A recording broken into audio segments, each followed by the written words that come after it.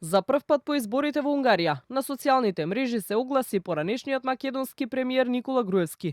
Во подолг текст на Facebook, без да го спомене политичкиот пресврат во Будимпешта, реагира на изјавата на министерот за правда Филков, кој најави дека од новата унгарска влада ќе бара информации за неговиот статус. Му сугерира на Филков да се информира за сите негови случаи за кои тврди дека му се наместени по нарачка на поранешната власт на Заев.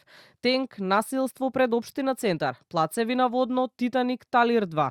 Го гледам и се прашувам кој е на власт во Македонија. Гледајќи од страна, воопшто не личи дека СДСМ на криминалецот Заев со неговата омраза и валкани методи си заминала од власт. Му предлагам на министерот исто толку ревносно да ги истражи злоупотребите и незаконските постапки при политичкиот прогон во годините на Заев, монтираните судски постапки и неправдите што ги направи за да може полесно да владее. И да не се чуди кога странски министри, премиери или новинари ќе ме нарекуваат криминалец.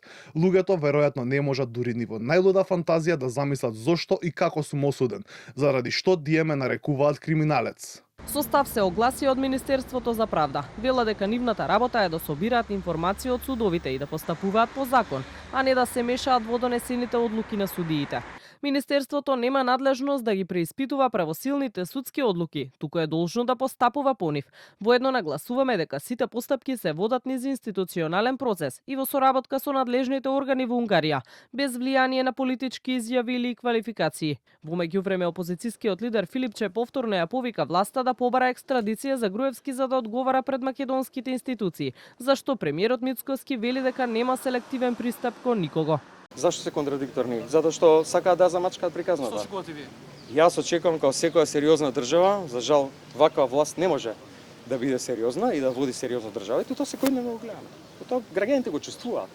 Да постапи така како што треба. Да побара екстрадиција, посебно после најавата на новиот унгарски премиер дека бегалци и криминалци нема да чуваат во земјата. Си има правна процедура и се разбира дека сите правни процедури ќе бидат застапени, така што владата нема двојни принципи и апсолутно секој оној кој што верува во владењето на правото ќе го поддржи ово однесување на владата, а секој оној кој што е соочен пред правосудните органи има своји права согласно законите и уставот и тие права му се на располагање.